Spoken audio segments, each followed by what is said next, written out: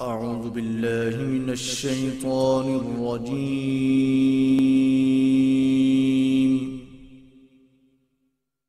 بسم الله الرحمن الرحيم.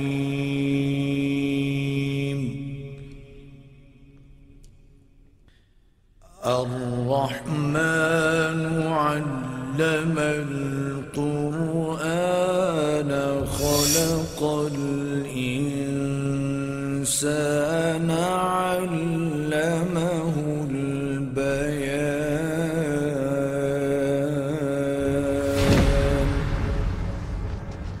الشمس والقمر بحسبان والنجم والشجر يسجدان.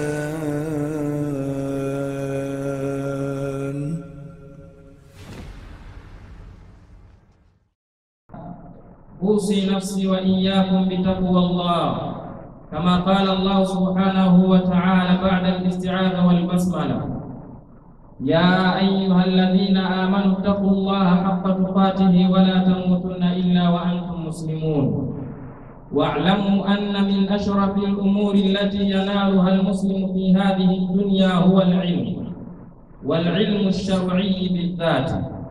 وقد قال الله سبحانه وتعالى: يرفع الله الذين آمنوا منكم والذين أوتوا العلم درجات. وقال أيضا: هل يستوي الذين يعلمون والذين لا يعلمون؟ وقال النبي صلى الله عليه وسلم: من يرد الله به خيرا يفقهه في الدين. ولقد أعد الله أجرا عظيما لطالب العلم ومعلمه. والأدلة في هذه الأمر أدلة واضحة، ويكفي لنا ما رواه أبو الدرداء رضي الله عنه حيث سمع رسول الله صلى الله عليه وسلم يقول: من سلك طريقا يبتغي فيه علما، وفي الرواية يلتمس فيه علما، سهل الله له طريقا إلى الجنة. وإن الملائكة لتضع أجنحتهم لطالب العلم رضا بما يصنع. وإن العالم ليستغفر له من في السماوات ومن في الأرض حتى الحوت في البحر. أتندرسوا الله سبحانه وتعالى. ويو الله سبحانه وتعالى يبيرنا تسندكira النبي محمد صلى الله عليه وسلم ngamusanyu sajetuli atenga mutisa jetuli owekitiibwa nabbi Muhammad sallallahu alayhi wa sallam ebyegera n'emirembe bibeere ku ye ne basahaba be n'abo bagenda omugoberera paka ku lunaku lwe tugenda okuyimirira mu maaso ga Allah subhanahu wa ta'ala.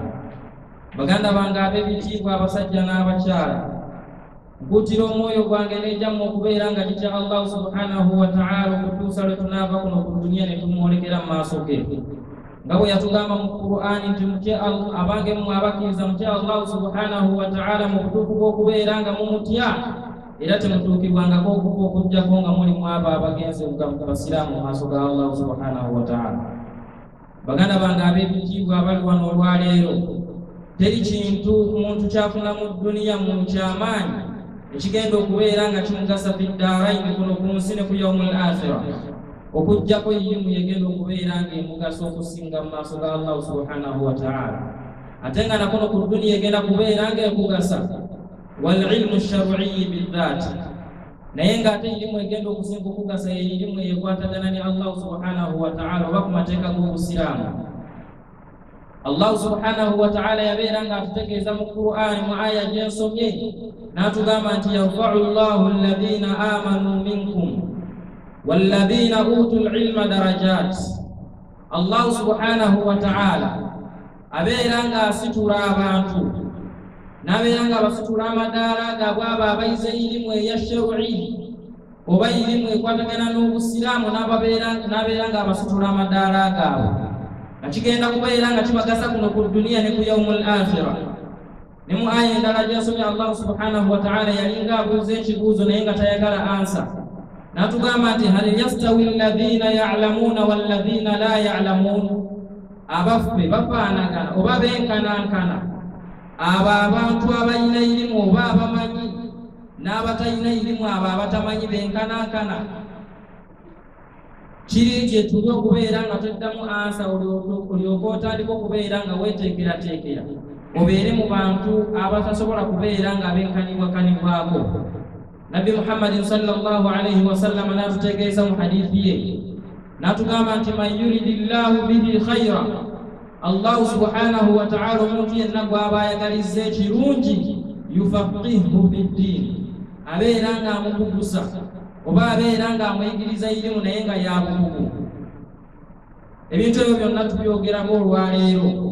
Twagala tulabe omwana Adamu akoze atya okubeera nga yeesiima kuno ku duniya ate ne yeesiima ne ku yaumul akhira ng'akozesezza irimu gy'afunye. Nabbi Muhammadin sallallahu alayhi wa sallam bw'amala okubeera nga atutegeeza hadithi eyo, abamanyi abamu bagamba nti Allah subhanahu wa ta'ala yabeera nga ategeka empeera ez'amaanyi ng'azitegekera omuntu oyo agenda okubeera ng'ayiga irimu ekwatagana ku bitabo bya Allah subhanahu wa ta'ala oba ku Busiraamu, nga byonna agenda kubeera ng'amala okubitegeera abeere ng'abikolerako kuno ku duniya bisobole okubeera nga bimuyamba ku lunaku lw'enkomerero. Ate nga irimu egenda kumugasa ye kennyini agiyize n'oyo mwalimu abadde ng'agimuyigiriza. Mu hadithi ya Abi Darda, Nabi Muhammad sallallahu alayhi wa sallam mwe yayogerera ebigambo bye. Sahaba n'atutegeeza nti yawulira Nabi sallallahu alayhi wa sallam ng'agamba nti man salaka tariqan, omuntu yenna asalawo n'atambula n'agenda mu lugendo lwonna ng'agenze kunoonya irimu, yabtaghi fihi ilman, ng'agenze kubeera ng'anoonya irimu. Mu riwaya endala ne bagamba nti yaltamisu fihi ilman, naye nga byonna kyekimu nti ng'agenze kubeera ng'anoonya irimu, naye nga irimu eyo yakusudu fihi taqarrubu ila Allahi subhanahu wa ta'ala, nga kyasinga okunoonyamu kwe kubeera nga irimu eyo emusempeza ku Allah subhanahu wa ta'ala, ebeere ng'emugasa kuno ku duniya ate ebeere ng'emugasa ne mu maaso ga Allah subhanahu wa ta'ala.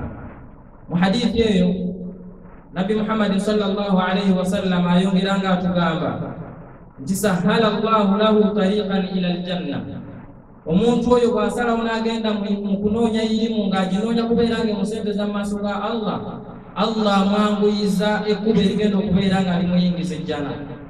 Tugenda kubeera nga tukiraba bulungi nakuno ku duniya agenda kubeera nga yeesiima, ate nga ne ku yaumul akhira Allah amulaganyisizza okubeera nti agenda muteerawo ekkubo erisobola omutuusa mu jjana ng'atambudde bulungi okubeera ng'agiyingira.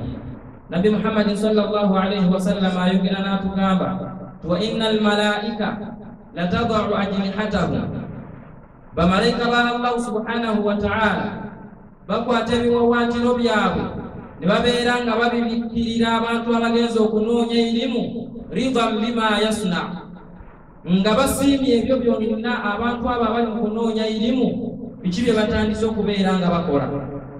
Wa innal alim, n'omuntu yenna omumanyi tukirabye bulungi nti Allah yategekera empeera omuntu anoonya irimu n'oyo agimusomesezza.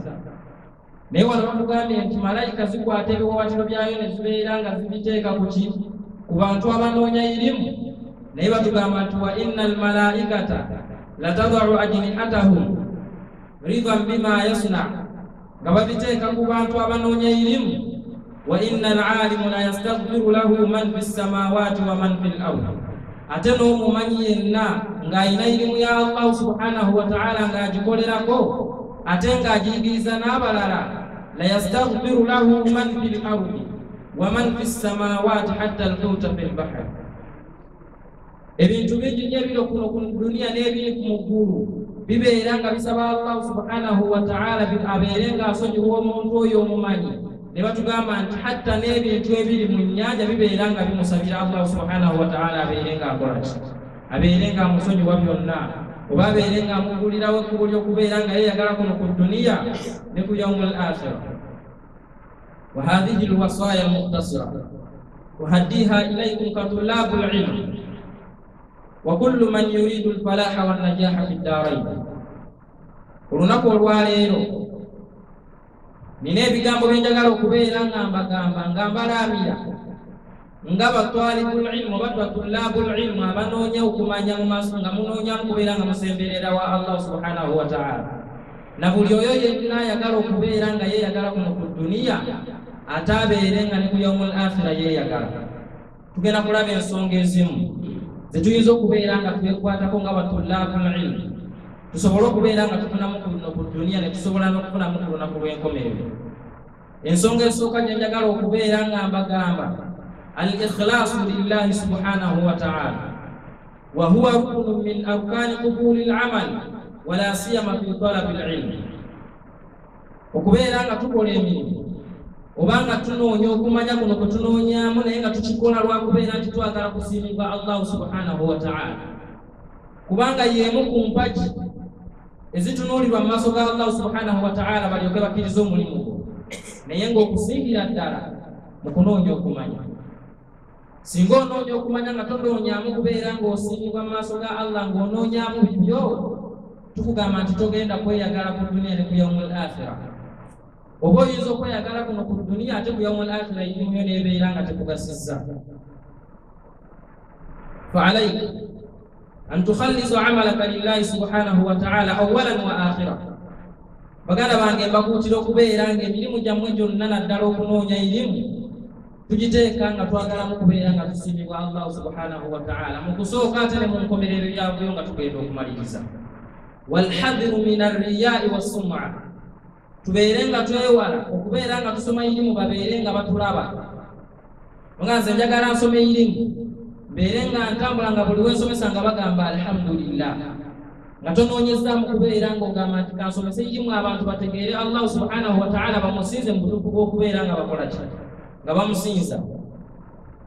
Wa alaykum katullabul ilm idha waswasakum ash-shaytan liyusarrifakum an talabil ilm.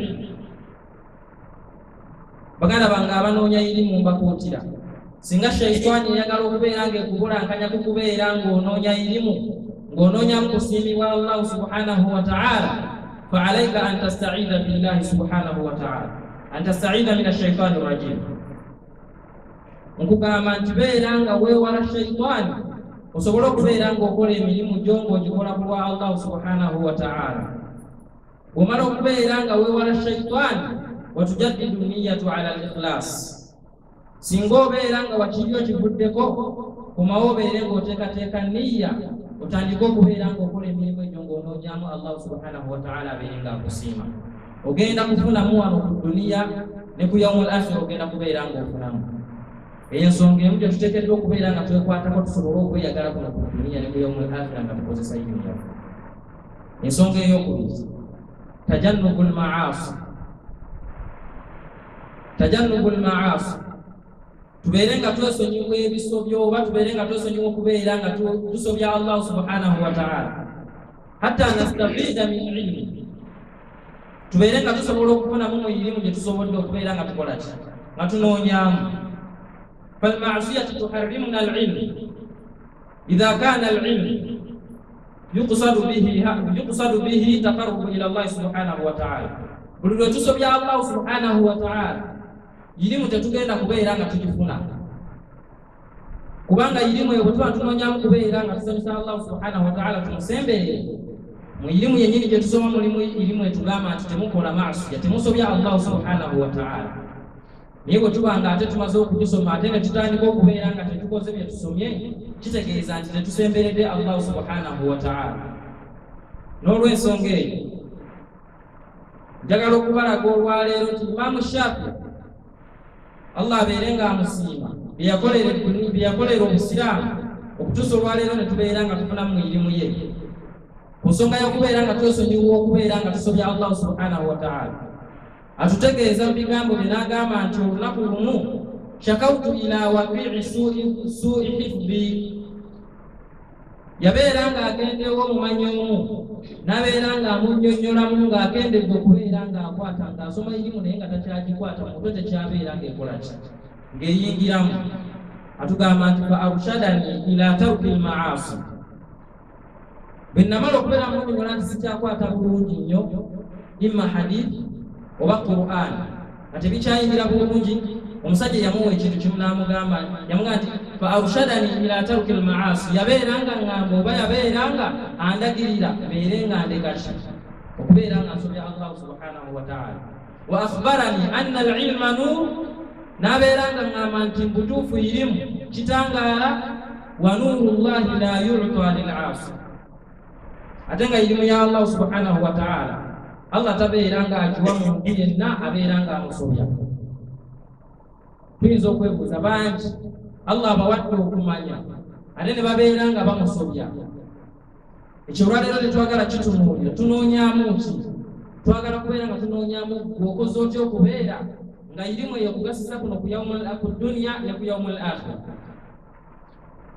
singa obeera mu kilaasi ebintu ne bigaana okuyingira genda otunuulira omutima gw'olaba ebiki by'okola singa onaamala okubeera ng'obitegeera kuba buli omu amanyi ekiri mu mutima gwe bw'onaabaako ne kyokyusaamu nkukakasa nti ebintu bigenda kukyuka otandika okubeera ng'obikwata bulungi nnyo otuuke n'okubeera nga irimu yegenda kubeera ng'ekugasa kuno ku duniya ebeere ng'ekugasa ne ku yaumul akhira ensonga ey'okusatu gye njagala okubeera nga mbalaamira albadu fil ahamu fal ahamu omuntu nga ffe abanoonya irimu nga tunoonyamu kubeera nga tusemberera Allah subhanahu wa ta'ala ebeere ng'etugasa kuno ku duniya ne ku yaumul akhira tuteekeddwa okubeera nga tunoonyayo ebintu bye tuteekeddwa okubeera nga tusookerwako okubeera nga tukola ne mu bintu ebyo ne tubeera nga tujjamu kiriwo ekisinga okubeera ekikulu ekinaatuyamba mu kubeera nga tunoonya irimu ya Allah subhanahu wa ta'ala ولا شك أن أحد أهم ما يبتدئ به المسلم في التفقه في الدين هو القرآن الكريم tewali wokubuusabuusa baganda bange nti omuntu yenna ayagala okubeera nga akuguka mu irimu yonna oba nga akuguka mu irimu endala oba kiirimu yonna ateekeddwa kubeera nga asooka kubeera nga yeekwata ku kitabo kya Allah subhanahu wa ta'ala ekya Qur'an nsonga ki Allah subhanahu wa ta'ala yatutegeza mu Qur'an ba'da al-isti'adha wal basmala agamba nti inna hadha al-Qur'an yahdi lillati hiya aqwam wa yubashshiru al-mu'minina alladhina ya'maluna as-salihat Qur'an irungamya abantu bangi singa tubeera nga tujeetutteko so kati nga gwanoonya irimu oteeka okunoonya nti mukunoonya irimu kiki enteekeddwa okubeera nga ntambulirako Nabi Muhammad sallallahu alayhi wa sallam yabeera nga atulekera ebintu naye yatulekera Qur'ani n'atugaa nti bwe tunaajeekwatako tetugenda kubula kitegeeza kye tulina okubeera nga tusookerako mu bitabo byonna nga gwanoonya irimu soka weekwate ku Qur'ani nkukakasa nga bw'oneekwata ku Qur'ani wallahi ebisigadde bigenda kubeera nga bikwanguyira bw'onaamala Qur'ani thumma al-ahadithu shari'a beera ng'ogenda ku ahadithi obeere ng'otandika okubeera ng'ozikwata naye nga Qur'ani olutandisa omaze okubeera ng'ogyekwatako mu kugisoma kiraatan mu kugisoma obusomi n'okubeera ng'ogikolerako ogenda kubeera nga weeyagala mu maaso ga Allah subhanahu wa ta'ala mu irimu kuno ku duniya ate ne ku yaumul akhira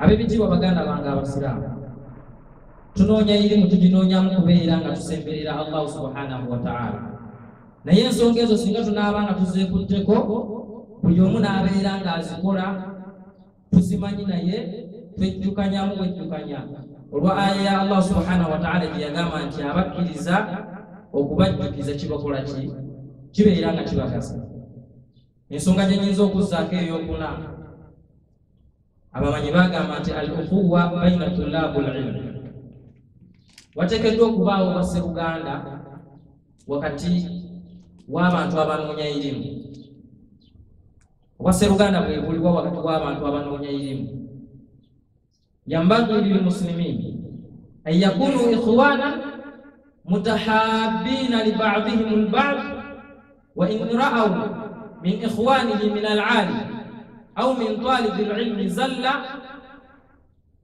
aw akhta' an yastura bana ekigasa nnyo batulafu al-'ilm fa banoonya irimu okubeera nga tulina obwasseruganda wakati waffe nga ffe era kigasa nnyo nga ffe abasiraamu abanoonya irimu okubeera nga twagalana nnyo nga buli omu ayagala munne ate nga buli omu ayagaliza munne kyetutegeezaamu kiriwa omala okubeera ng'oyagaliza munno singa olaba munno ng'alinawo kyonna ekintu ekibi oba ng'alinamu obunafu bwonna mu ddiini oba ng'alinamu waasobezza wonna nga mumanyi oba ng'anoonya kumanya obeere ng'otandika okubeera ng'omubikkirira bw'oba waakumugambako omutuukirire mwennyini obeere ng'omugamba ekintu ekyo kijja kubeera nga kiyamba nnyo nga ffe batulaabul ilmu okubeera nga tusitafaada oba nga tufuna mu ebyo bye tuyize ate n'okubeera nti tufunamu ne mu maaso ga Allah subhanahu wa ta'ala n'abeera nga tabisaasaanya ebyo n'ogamba nti gundi namulabye ng'akola kino ate nga mumanyi oba ng'anoonya irimu n'ogenda ng'okisaasaanya busaasaanya ng'okibuulira buli omu waliya'lamu baddu ba Allah tukitegeere nti tewali ku ffenna abali wano abali ku dduniya Allah gwe yatonda nga tasobya illa nabiyyu sallallahu alayhi wa sallam wal anbiya'i mursalin okujjako bannabbi nga tubajjeeko ffenna tusobya hatta ne basahaba baasobyanga naye nga tulaabul ilmu oba twalibul ilmu bw'anoonya okumanya munno bw'aba ng'akoze ensobi bw'ateekeddwa okubeera ng'omugamba nti munne tokolako ate obeere ng'omubikkirira man satara mu'minan omuntu yenna abikkirira omusiraamu yenna wa khaasatan al-alim bw'obikkirira omumanyi yenna n'obikkirira omuntu anoonya irimu Allah subhanahu wa ta'ala naawe agenda kubeera ng'akubikkirira kuno ku dduniya ne ku yawmul akhira tubeere nga tumanya nti abantu abanoonya irimu tulinga nnyamandyo kye bw'onaayogerera n'ogenda n'ogamba ono kijja kutambula butambuzi n'omulala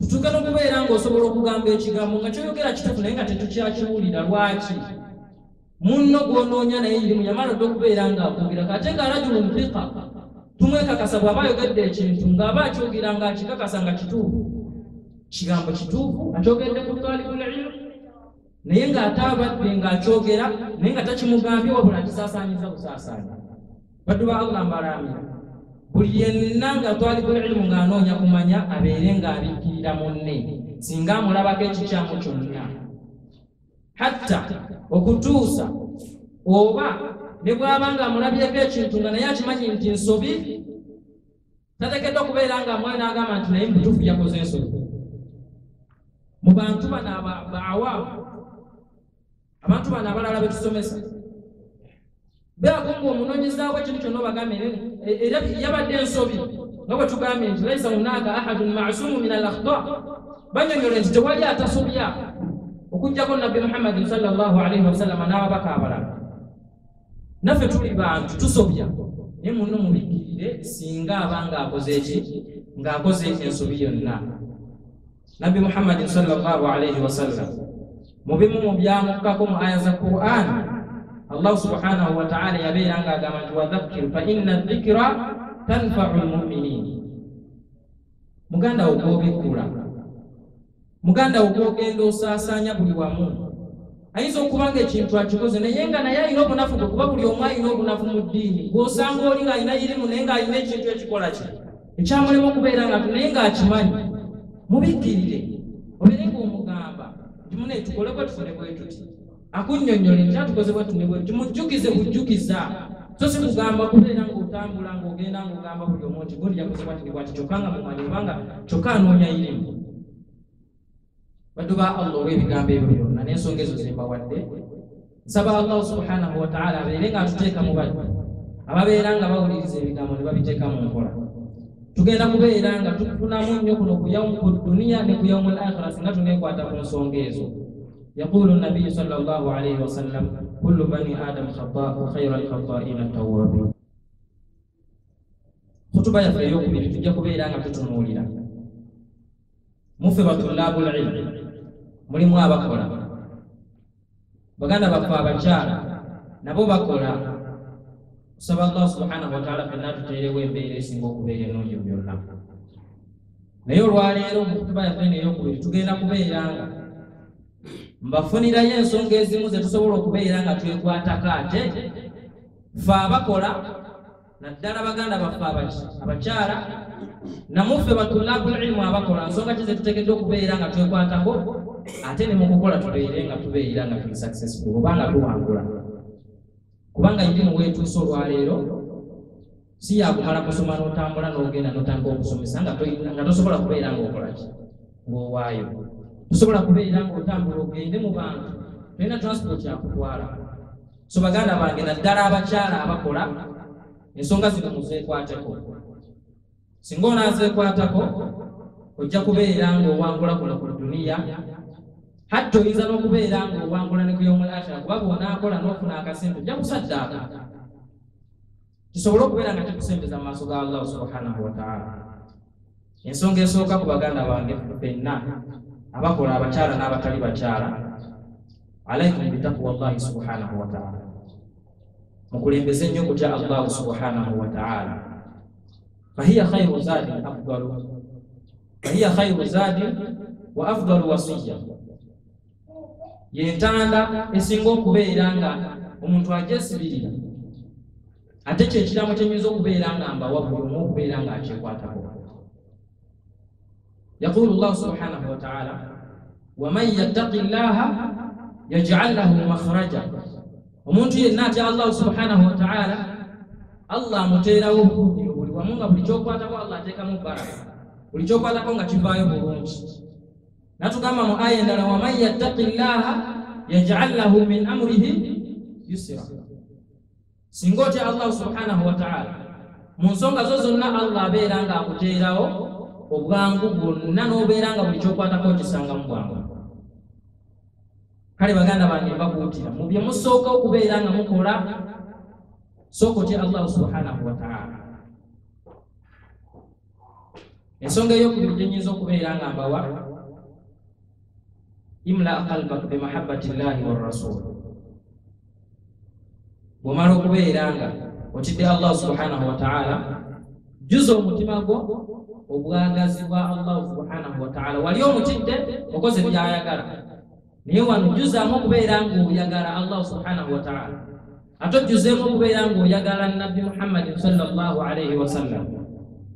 Thumma abawayka wa man hawlaka. Bw'oba omaze yongera okubeera ng'oyagala bakadde bo n'abantu bonna abakuliraanye b'owangaala nabo. Lwaki bayongerako abakadde ababiri? Lwansonga nti abakadde ababiri singa akusabira edduwa etali nnungi ne bw'onaatya Allah subhanahu wa ta'ala, bw'onaaba nga gwali mu nsobi togenda kubeera ng'ofunamu ku duniya hatta ne ku yawmul aakhira. So mbalambira nga mbagamba nti bwe mumala okubeera nga mwagala Allah subhanahu wa ta'ala ne nabbi we, mwagale nnyo bazadde bammwe ne bwe baba nga balina ebikyamu bye babakoze, beera ng'oteekawo embeera y'okubeera ng'okibikkirira omulago obwagazi obwannamaddala. Nga muzadde wajja kubeera ng'akusabira edduwa ne bw'anaagamba nti alhamdulillah, kikumalira okubeera ng'olunaku luyitamu bulungi. Ensonga gye nnyinza okuddaako naddala ku baganda baffe abakyala, la tasrafu dumur ala ma mada. Mbagamba nti temugeze okubeera nga mukulukusa amaziga ku bintu ebyayita. Okoze sente zo tezikugasizza, bakulyaza amaanyiza bakoze eki? Bw'omala okubeera ng'otya Allah n'omwagala, sirika tokaaba, wabula beera ng'otandise otya ate okubeera ng'oteekawo embeera okufunisa sente zo ziwali okoze eki? Wala tabki ala labani almaskuub. Amata agayise lwaki tugakaabe? Ibdhal juhdan aw idaafiya. Beera ng'oteekawo okubeera ng'okola nnyo, obeere ng'okola nnyo osobole okubeera ng'okomyawo amata agakola ki? Singa kiri kibakulyaza amaanyi okivaako n'ogamba nti alhamdulillah qaddara Allahu ma shaa fa'ala, n'otandika buto, Allah subhanahu wa ta'ala agenda kubeera ng'akuggulirawo obeere ng'ofuna. Olw'ensonga nti Allah subhanahu wa ta'ala yagamba nti tasobola kulyaza amaanyi muntu yenna. Oba kulyaza amaanyi wali nga yakuteerawo wano kikyoteeka okubeera ng'okola ki? Ng'obeera ng'ofuna. Omumanyi omu yabeera ng'agamba ku nsonga eyo nti la tusibu yawmaka binnadari ila al-ams. Togeza okwonoona olunaku lwo olwaleero olw'okuba ng'otunuulira kiki ekyabaddewo eggulu ogenda kwonoona olunaku so baganda bange mwenna abakola mbagamba nti singa wabaawo ekintu kyonna ekikutuuseeko nga kyayita kyesonyiwe kola juhudi kya Allah subhanahu wa ta'ala tandika okubeera ng'okola ng'omanyi nti Allah yagenda okubeera ng'akuwa oba ye yakuwa ebyo bye baatwala. Ensonga gye nnyinza okubeera nga nzizaako baganda bange ffenna tajannubu dhulm fa innahu yuqassiru al-umr wa yadhhabu an-nawm ala al-uyun. Tubeere nga twewala nnyo okubeera nga tulyaza amaanyi abaganda baffe abakyala n'abasajja, twewale nnyo okubeera nga tulyaza amaanyi abaganda baffe lwa nsonga nti bw'olyaza amaanya munno abamanyi batugamba nti kikendeeza ku buwangaazi bwo, ate kisobola okutwala otuloto n'otasobola kubeera nga weebaka. Olw'ensonga okimanyi nti gwe kennyini kye wakola walyaza amaanya munno naye wakikola naye kikyamu, era weewaako obujulizi n'ogamba osobola n'okubeera ng'oyogera ne mu bantu gundi oyo namulyaza amaanya. Naye nsaba Allah abeere nga nsonyiwa, nga tonnatuuka kubeera ng'osaba Allah kukusonyiwa gwe kennyini teekawo ensonga ezikuganisa okubeera ng'okola ki ng'olyaza amaanyi omusiraamu oyo. Lwaki baayogera ensonga eyo?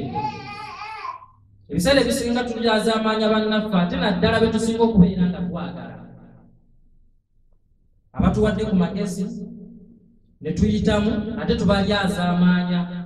Ebiseera ebisinga ne tutunuulira nnyo ensobi zaabwe ze bakoze ne twerabira ebirungi byabwe bye batukoledde.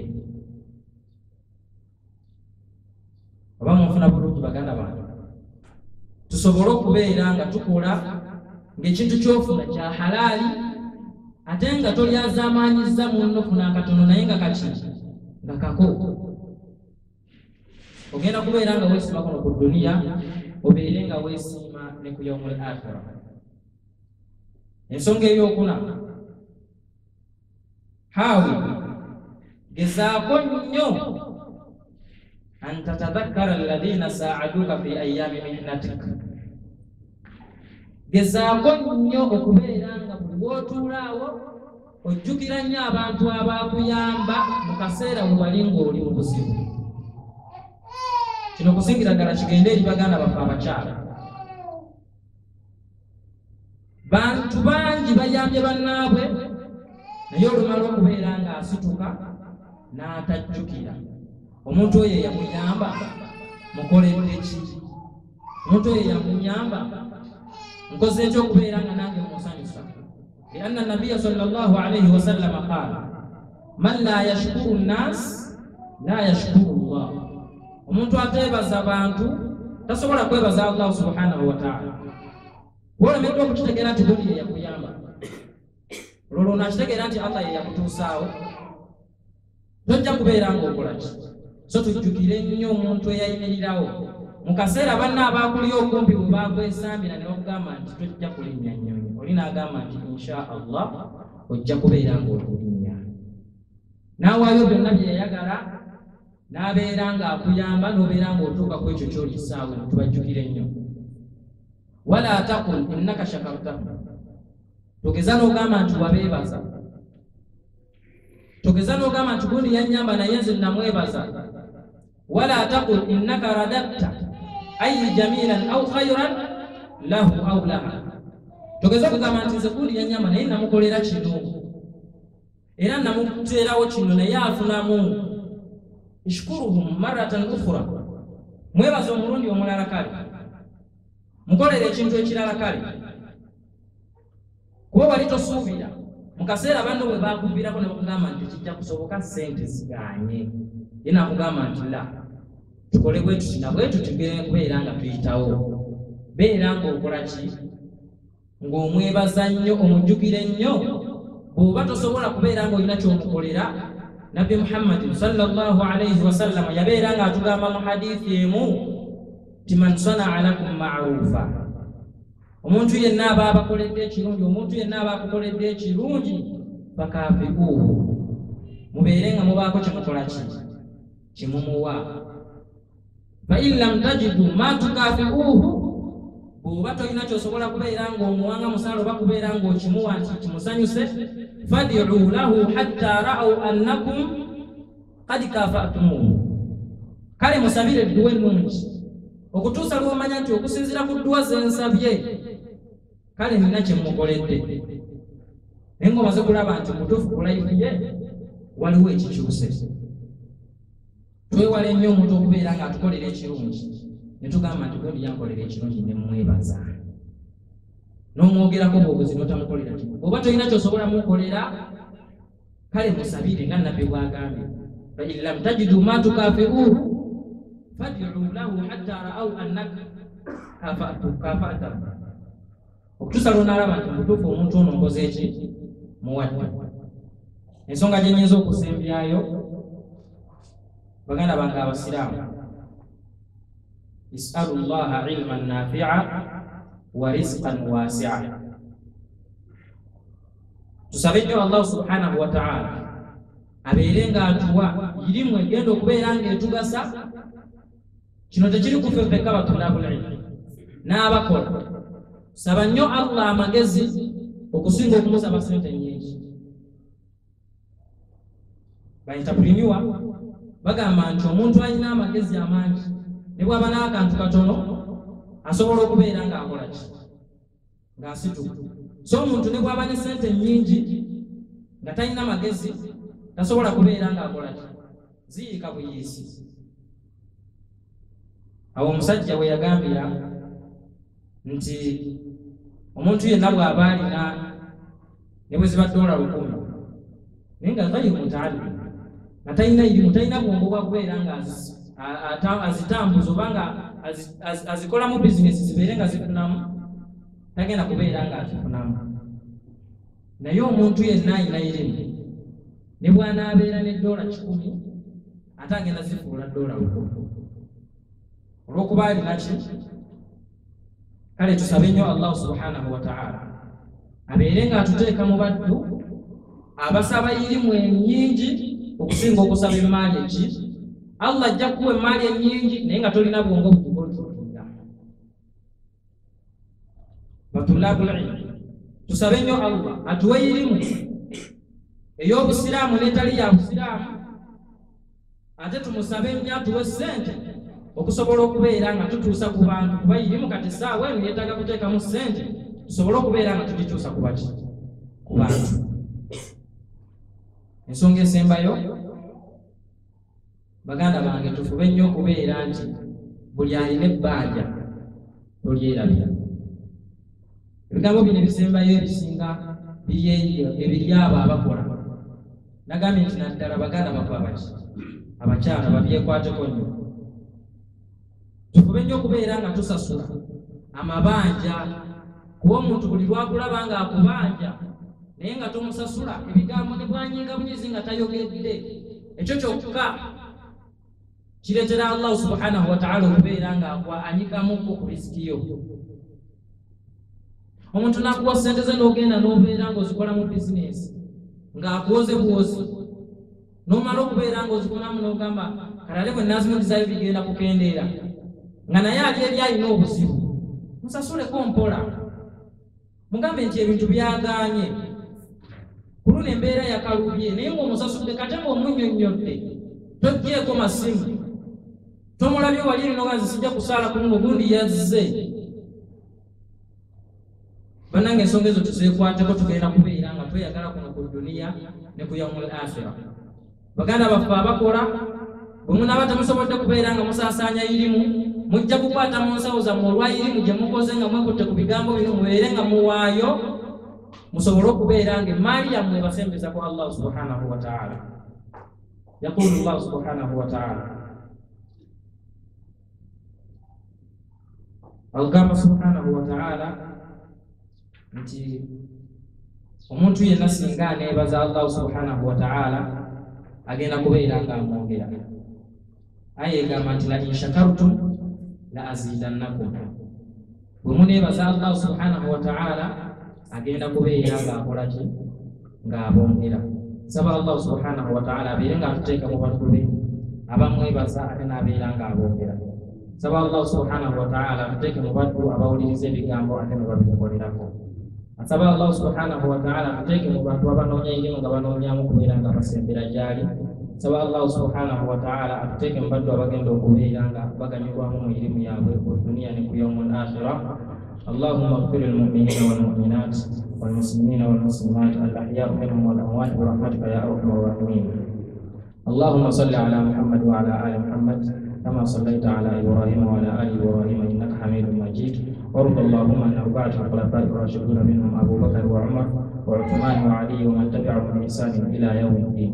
اللهم أعز الإسلام والمسلمين وأذل الشرك والمشركين ودمر أعداءك أعداء الدين برحمتك يا أرحم الراحمين.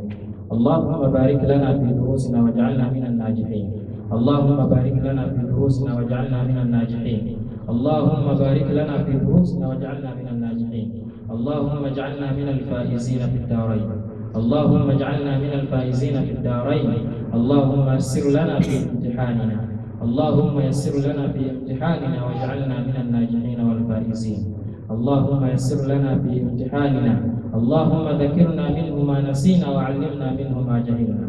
اللهم ذكرنا منه ما نسينا وعلمنا منه ما جهلنا. اللهم أنت ربنا فارزقنا الاستقامة. اللهم اختم أعمالنا بالصالحات.